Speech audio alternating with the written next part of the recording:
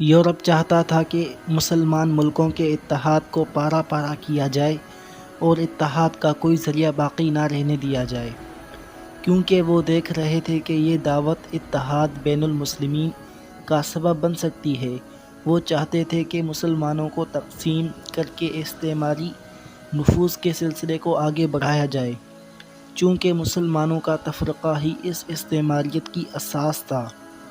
اس لیے یورپ چاہتا تھا کہ اس اساس کو برقرار رکھا جائے اور مسلمانوں کی صفوں کے درمیان کسی قسم کی وحدت پیدا نہ ہونے دی جائے۔ اس مقصد کے لیے انہوں نے کئی بنیادی اقدامات کیے، جن میں سے دو سر فہرست ہیں۔ پہلا، صوبائیت، وطنیت، علاقیت، گروہی اور نسلی اختلافات کو فروغ دینا۔ دوسرا، اسلامی اتحاد کے خلاف جنگ کے لیے فکری اور نظریاتی فضا قائم کرنا۔ یہ سب کوششیں در حقیقت خلافت عثمانیہ کو بالآخر ختم کرنے کی تمہید تھی اور بین الاقوامی صہیونیت ڈونمک تحریک کے یہودیوں اور ان کی پیروی کرنے والی جمعیتوں جیسے انجمن نوجوانان ترکی، انجمن اتحاد و ترقی وغیرہ کے ساتھ تعاون کرنے کی ایک سبیل تھی۔ لوگوں کی ہمدردیاں حاصل کرنے اور ان کو اپنی طرف مائل کرنے کی پالیسی۔ سلطان عبدالحمید نے مختلف علاقوں کے ذیلی اثر شخصیات کی ہمدردیاں حاصل کرنے کی پالیسی اپنائی۔ سلطان اہل علم کی بڑی عزت کرتا تھا اور ان کی عزت افزائی میں کوئی بخل نہیں کرتا تھا، اس لیے اس نے مجلس مشائخ قائم کی اور اس کے ممبران کے لیے بڑے بڑے وظائف مقرر کیے۔ سلطان اپنے رہنماؤں کے ساتھ بہت احترام سے پیش آتا تھا۔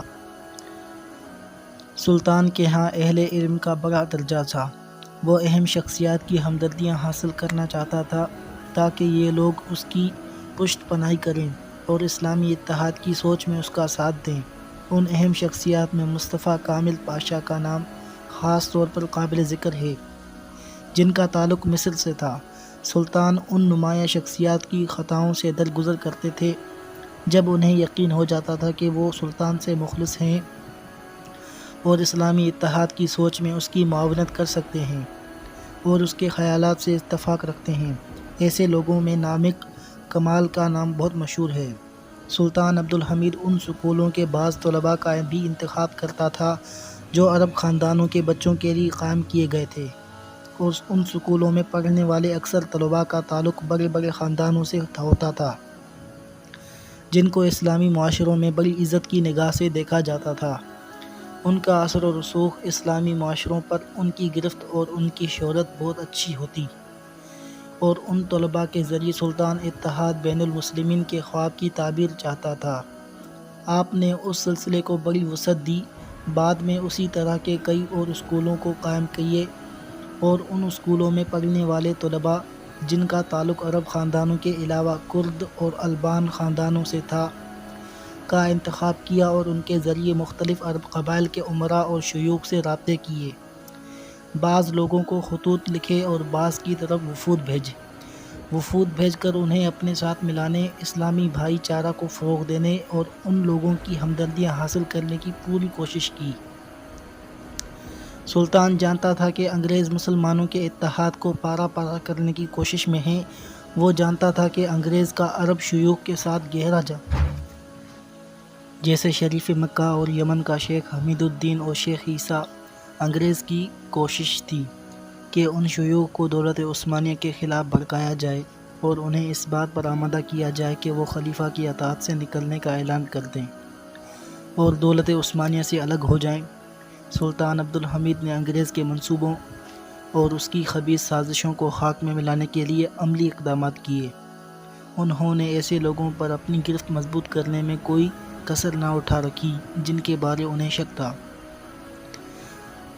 کہ وہ دولت عثمانیہ کے ساتھ محبت کے جذبات نہیں رکھتے، اور مختلف ہیلوں اور بہانوں سے انہیں استنبول میں اپنے پاس روکے رکھا۔ آپ نے ایسے لوگوں کو بڑے بڑے عہدوں پر فائز کر کے اور بڑے بڑے مناصب دے کر ایک طرح سے انہیں اپنی نگرانی میں مقید کر دیا تاکہ ملک ان کی سازشوں سے محفوظ رہے۔ مثلاً شریف مکہ کو استنبول میں مجلس مشاورت کا ممبر بنا دیا تاکہ وہ واپس مکہ مکرمہ نہ جا سکے۔ شریف حسین کے بارے سلطان نے صدر اعظم فرید پاشا سے بات چیت کے دوران اپنی رائے کا اظہار کرتے ہوئے کہا شریف حسین ہمیں نہیں چاہتا، لیکن اب وہ پرسکون اور خاموش ہے۔ لیکن اللہ وحدہ لا شریک بہتر جانتا ہے کہ شریف حسین کل کو کیا کر سکتا ہے۔ اسی وجہ سے شریف حسین کی قیادت میں برپا ہونے والی عربی بغاوت اس وقت تک مؤخر نہ رہی جب تک کہ اتحادیوں نے سلطان عبدالحمید کو حکومت سے برطرف نہیں کر دیا۔ جب ماسونی پارٹی الاتحاد والترقی کی حکومت قائم ہوئی تو شریف حسین مکہ واپس اور اس کے بعد انگریزوں کے ساتھ معاہدہ قائم کرنے میں کامیاب ہو گیا، اور یوں عرب کے مسلمانوں اور ترکوں کے درمیان ایک بہت بڑی خلیج پیدا کر دی۔ سلطان عبدالحمید کا دشمنوں کے منصوبوں کو ناکام بنانا۔ 19ویں صدی عیسوی کے ربیع الاول سے برطانیہ نے کردوں کو دولت عثمانیہ کے خلاف بھڑکانا شروع کر رکھا تھا کہ ایک طرف عثمانیوں اور کردوں کے درمیان دشمنی پیدا کی جائے اور دوسری طرف کردوں کو ایک مملکت کے ذریعے جدا کیا جا سکے جو دولت عثمانیہ سے الگ ہو۔ جب ہندوستان میں برطانوی کمپنی قائم ہوئی تو انگریزوں کی سرگرمیاں عراق میں پہلے سے زیادہ ہو گئیں۔ انہوں نے امراء کے درمیان ایک قومی تحریک شروع کرنے کے لیے عملی اقدامات کیے۔ برطانوی مندوبین عراق میں بسنے والے کرد خاندانوں کے پاس آنے جانے لگے اور کرد خاندانوں کو دولت عثمانیہ کے خلاف متحد کرنے کی کوشش کرنے لگے۔ عثمانی انٹیلیجنس بڑی عمیق نظروں سے ان امور کا پیچھا کر رہی تھی۔ چنانچہ سلطان عبدالحمید نے انگریز کے اس تباہ کن اقدام کے خلاف ایک منصوبہ تیار کیا جس کی اہم باتیں درج ذیل ہیں۔ خلافت عثمانیہ کرد شہریوں کو ارمنوں کے خون ریز حملوں سے بچانے کے لیے اٹھ کھڑی ہوئی اور ارمنوں کے خلاف کردوں کا ساتھ دیا۔ سلطان نے مسلمان علماء پر مشتمل کئی وفود کرد خاندانوں کے پاس روانہ کیے تاکہ وہ انہیں سمجھائیں، ان کی رہنمائی کریں اور انہیں اسلامی اتحاد کی دعوت دیں۔ چنانچہ ان وفود نے مغربی مقاصد کے بارے کردوں کو بیدار کرنے میں اپنا کردار ادا کیا۔ سلطان عبدالحمید نے مختلف اقدامات کر کے کرد امراء کو اپنے اور دولت عثمانیہ کے ساتھ ملانے کی کوشش کی۔ مشرقی اناضول میں کردوں پر مشتمل فوجی یونٹوں کی بنیاد رکھی گئی تاکہ ارمنی جارحیت کا راستہ روکا جا سکے۔ علیحدگی پسند ارمنوں کے مقاصد کے خلاف دولت عثمانیہ کا موقف بڑا مضبوط تھا، اسی لیے اس علاقے میں رہنے والے کردوں نے امن و امان کی کیفیت کو محسوس کیا۔ دولت عثمانیہ نے انگریز منصوبوں کو تشت ازبام کرنے کے لیے بھی عملی اقدامات کیے جن کا مقصد دولت عثمانیہ کو ٹکڑے ٹکڑے کر کے آزاد قومیت کے نام سے جاری تحریکوں کے ہاتھوں خود مختار علاقائی حکومتوں کا قیام تھا۔ سلطان عبدالحمید یمن میں برطانوی اثر و نفوذ کا دائرہ تنگ کر دینے میں کامیاب رہے اور اس علاقے میں انگریزوں کے خلاف جنگ میں واضح کامیابی حاصل کی۔ انہوں نے یمن میں 8000 سپاہیوں پر مشتمل ایک عسکری یونٹ بنائی تاکہ یمن کو دوبارہ دولت عثمانیہ کی طرف لوٹایا جائے۔ انہوں نے اس پوسٹ کی قیادت کے لیے نہایت ہی ماہر فوجی افسر یمن روانہ کیے جیسے احمد مختار پاشا، احمد خوزی پاشا، حسین حلمی پاشا، توفیق پاشا، مشیر عثمان پاشا اور اسماعیل حقی پاشا۔ انگریزوں نے یمن میں دولت عثمانیہ کے خلاف بغاوت کی آگ بھڑکانے کی کوشش کی، لیکن سلطان عبدالحمید کی حکیمانہ پالیسی کی بدولت ان کی ایک نہ چلی اور سلطان عبدالحمید پوری طرح کامیاب رہے۔ لیبیا میں اٹلی کے مقاصد۔ اٹلی شمالی افریقہ کو اپنے ساتھ ملانے کے خواب دیکھ رہا تھا کیونکہ وہ اس علاقے کو اٹلی کی میراث خیال کرتا تھا۔ اٹلی کے وزیر اعظم مارٹینی نے اس بات کا برملا اظہار بھی کیا کہ لیکن فرانس نے ٹیونس پر اور انگریزوں نے مصر پر قبضہ کر لیا اور اٹلی کے پاس لیبیا کے علاوہ کچھ نہ بچا۔ اٹلی لیبیا میں پالیسی۔ اٹلی نے لیبیا میں اپنی پالیسی کو 3 مراحل پر مرتب کیا: اسکولوں، بینکوں اور دوسرے رفاہی اداروں کے ذریعے پرامن طریقے سے لیبیا کے اندر اثر و نفوذ پیدا کرنا، ڈپلومیسی کے ذریعے لیبیا پر اپنے قبضے کے جواز کے لیے دوسرے ملکوں کو اپنے ساتھ ملانا تاکہ وہ اس قبضے کو تسلیم کریں، دولت عثمانیہ کے خلاف اعلان جنگ اور لیبیا پر قبضہ۔ اس دوران اس دور میں برطانیہ اور فرانس کے برعکس اٹلی کی یہ پالیسی تھی کہ وہ اپنی جدوجہد کی طرف کسی کی توجہ مبذول نہیں ہونے دے۔ وہ بڑی حکمت اور سکون کے ساتھ عثمانیوں کے جذبات کو بھڑکائے بغیر لیبیا کو اپنے ساتھ ملانے کی کوشش کرے۔ سلطان عبدالحمید اٹلی کے ان مقاصد سے پوری طرح آگاہ تھا۔ انہوں نے مختلف ذرائع سے لیبیا میں اٹلی والوں کی سرگرمیوں اور ان کے اہداف کے بارے معلومات حاصل کی۔ انہیں معلوم ہوا کہ اٹلی والے اسکولوں، بینکوں اور دوسرے فلاحی اداروں کی وساطت سے عثمانی صوبوں لیبیا اور البانیہ میں اپنا اثر و رسوخ بڑھا رہے ہیں، اور ان کا ارادہ یہ ہے کہ وہ بالآخر دولت عثمانیہ کے ان علاقوں پر قبضہ کریں: پہلا مغربی طرابلس، دوسرا البانیہ، تیسرا بحر بیض متوسط کے ساحل پر واقع اناضول کے علاقے ازمیر، اسکندرون اور انطاکیہ۔ سلطان عبدالحمید الثانی نے اٹلی کے مذموم مقاصد کی راہ میں رکاوٹ ڈالنے کے لیے ضروری تدابیر کیں۔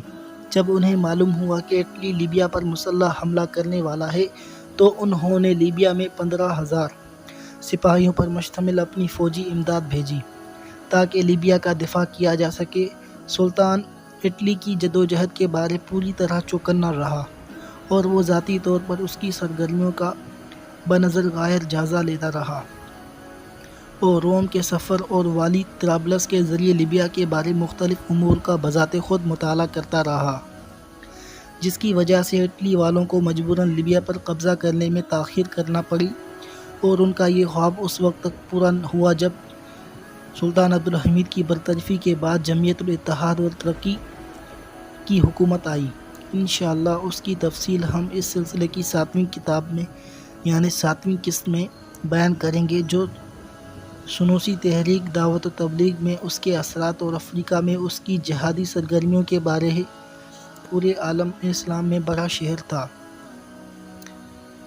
جس کی مختلف وجوہات میں جس میں چند درج ذیل ہیں۔ صدی کے نصف ثانی میں یورپی ممالک مشرق میں واقع مختلف اسلامی ملکوں پر قبضہ کرنے میں ایک دوسرے کے ساتھ مقابلہ کر رہے تھے۔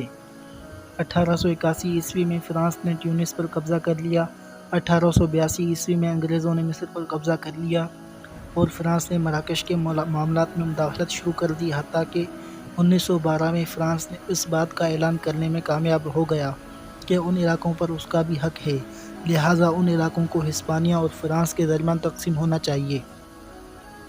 اس طرح یورپی استعمار نے افریقہ کے اسلامی ملکوں پر یورش شروع کر دی، جیسے سوڈان، نائجیریا، زنجبار وغیرہ۔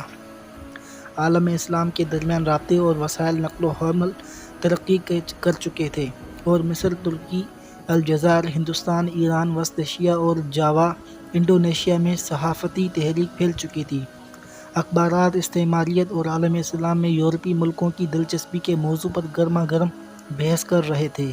اسلامی علاقوں پر یورپیوں کے بار بار حملوں کی خبریں شائع ہو رہی تھیں، جن کی وجہ سے لوگوں کے جذبات پر انگیختہ ہو رہے تھے۔ ایک اضطراب کی کیفیت طاری تھی، اور مسلمان اپنے مظلوم بھائیوں کے حق میں اپنے جذبات اور اپنے جوش و خروش کا خوب مظاہرہ کر رہے تھے۔ علماء اسلام کی کوشش اور اسلام کی عظمت رفتہ کی بجا کے لیے ان کی دعوت و تبلیغ پورے عالم اسلام میں پھیل چکی تھی۔ مسلمان محسوس کر رہے تھے کہ ان حالات میں مسلمانوں کو متحد ہو جانا چاہیے، اور انہیں یہ بھی محسوس ہو رہا تھا کہ جوں مغربی مظالم کا سلسلہ بڑھ رہا ہے، مسلمان ایک دوسرے کے قریب آ رہے ہیں اور ان کی صفوں میں اتحاد پیدا ہو رہا ہے۔ انہیں محسوس ہو رہا تھا کہ اب وقت آ گیا ہے کہ تمام اسلامی معاشرے یکجان ہو جائیں اور خلافت عثمانیہ کے جھنڈے کے نیچے جمع ہو جائیں۔ سلطان عبدالحمید ثانی مسلمانوں میں یہ احساس پیدا کرنے میں کامیاب ہو چکے تھے کہ مسلمانوں کی یکجہتی بہت اہم ہے، اور پوری امت کو خلافت عثمانیہ کے جھنڈے کے نیچے جمع ہو کر اپنی صفوں میں اتحاد کی کوشش کرنا چاہیے۔ اس سے دو مقاصد پورے ہو سکتے ہیں۔ پہلا، دولت عثمانیہ اندرونی خلفشات سے بچ سکتی ہے اور مغربی ماسونی، یہودی، استعماری اور نصرانی نیشنلزم کے حملوں کے مقابلے میں ثابت قدمی کا مظاہرہ کر سکتی ہے۔ دوسرا، اور بیرونی سطح پر ان تمام مسلمانوں کو خلافت کے جھنڈے کے نیچے لا سکتی ہے جو روس، برطانیہ اور فرانس جیسے یورپی ملکوں کے سامنے سر جھکا چکے ہیں، اور اس طرح ان تمام ممالک کو ان کی کاستانیوں کا جواب دیا جا سکتا ہے اور پورے عالم اسلام میں اعلان جہاد کر کے ان ملکوں کو مسلمانوں کے مقبوضہ علاقوں کو چھوڑنے پر مجبور کیا جا سکتا ہے۔ سلطان عبد الحمید اور یہودی۔ سلطان عبد الحمید ثانی اور یہودیوں کے درمیان چپقلش اس غیر مسلمان سلطان کی تاریخ کے اہم ترین واقعات میں سے ہے۔ یہودیوں کی اسلام دشمنی اور اہل اسلام کے خلاف ان کی سازشوں کی تاریخ بہت پرانی ہے۔ ظہور اسلام سے جب کہ اسلام کو جزیرہ عرب میں کامیابی ہوئی، ان کی بار بار کی خیانت اور مسلمانوں کے ساتھ ان کی دائمی عداوت کی وجہ سے رسول اللہ صلی اللہ علیہ وسلم نے ان کو مدینہ منورہ سے جلاوطن کرنے کا حکم دیا۔ اس دن سے انہوں نے اسلام اور مسلمانوں کو ہر موقع پر ڈسنے اور نقصان پہنچانے کی کوشش کی، اور ان کی بدعہدی اور مکر و فریب کی وجہ سے خلیفہ راشد حضرت عمر ابن خطاب رضی اللہ تعالیٰ عنہ کے زمانے میں انہیں پورے جزیرہ عرب سے نکال کر باہر کر دیا گیا، کیونکہ وہ آپ کے ساتھ دھوکہ کرتے تھے۔ ان میں سے بعض نے بظاہر اسلام قبول کر لیا اور اسلام کی طویل ترین تاریخ میں امت مسلمہ کے جسم میں زہر اتارنے کی کوشش کی۔ عبداللہ بن سبا، کرامتہ حشاشین، رائے ونڈیے اور کئی دوسرے تخریب کار تحریکیں یہودیوں سے کچھ زیادہ دور نہیں۔ بلاد کرم کے تتاریوں نے سلطان سلیمان قانونی کو 15ویں صدی میلادی میں ایک روسی یہودی دوشیزہ بطور تحفہ دی۔ یہ لوگ اسے ایک جنگ میں قید کر لائے تھے۔ سلطان سلیمان قانونی نے اس دوشیزہ سے شادی رچا لی، جس سے اس کی ایک بیٹی ہوئی۔ جب یہ بچی بڑی ہوئی تو اس کی یہودن ماں نے کوشش کی کہ اس کی شادی رستم پاشا سے ہو جائے، جو ایک غیر معروف النسب شخص تھا۔ اس عورت نے صرف اسی پر اکتفا نہیں کیا بلکہ دھوکہ سے اس وقت کے صدر اعظم ابراہیم پاشا کو قتل کرا کر اپنے داماد اس غیر معروف النسب شخص کو صدر اعظم کے عہدے پر فائز کرا دیا۔ پھر اس نے ایک اور سازش کی اور ولی عہد مصطفیٰ بن سلیمان، جو ان کی پہلی بیوی سے تھے، چھٹکارا حاصل کرنے کی تدبیر اور اس کی جگہ اپنے بیٹے سلیم ثانی کو ولی عہد مقرر کروا دیا۔ یہودی اس زمانے میں قسم پرستی کا شکار تھے۔ اندلس اور روس میں انہیں مشق ستم بنایا جا رہا تھا۔ ان میں سے بہت سے لوگ عیسائی تفتیشی عدالتوں سے بھاگ کر دنیا کے کونے کونے میں بکھر گئے۔ اس یہودی عورت نے سلطان سے اسلامی ممالک میں یہودیوں کو پناہ دینے کا پروانہ حاصل کر لیا، اور پوری دنیا سے جوک در جوک یہودی اسلامی علاقوں کا رخ کرنے لگے۔ ازمیر، اینڈریانوپل، بورہا اور شمالی علاقوں میں کئی یہودی آ کر بس گئے۔ دولت عثمانیہ میں ان کے قیام کے بعد ان پر اسلامی احکام لاگو ہوئے، اور یوں اسلامی قلم رو میں انہیں شخصی آزادی کی نعمت میسر آ گئی۔ ہسپانیہ کے یہودیوں کو دولت عثمانیہ میں صرف پناہ ہی نہ ملی بلکہ انہیں مکمل آزادی اور رفاہیت بھی نصیب ہوئی، اور وہ آہستہ آہستہ اپنا رسوخ بڑھاتے گئے اور ملک کے اہم شہروں میں بستے چلے گئے، جیسے ڈون جوزف باسی وغیرہ۔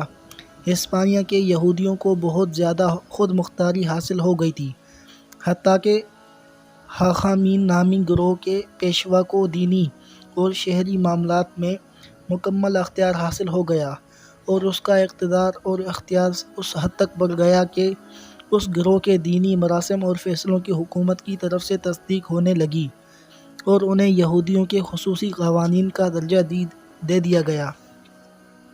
یہاں اس بات کی طرف سے اشارہ کر دینا بھی مناسب ہوگا کہ علی پاشا، جو اس دور میں وزارت خارجہ کے عہدے پر فائز تھے اور جو بعد میں صدر اعظم بنے، انہوں نے 1865 عیسوی میں یورپ کے مسیحی ملکوں کی طرف بھیجے جانے والے سفارتی وفود میں بہت سے یہودیوں کو بھی شامل کیا۔ یہودیوں کو وہ تمام اختیارات اور حقوق حاصل تھے جو قانونی طور پر مملکت عثمانیہ کی رعایا کو حاصل تھے۔ انہیں یہاں امن و آشتی کی نعمت میسر تھی، اور وہ ملک میں مکمل طور پر آزاد تھے۔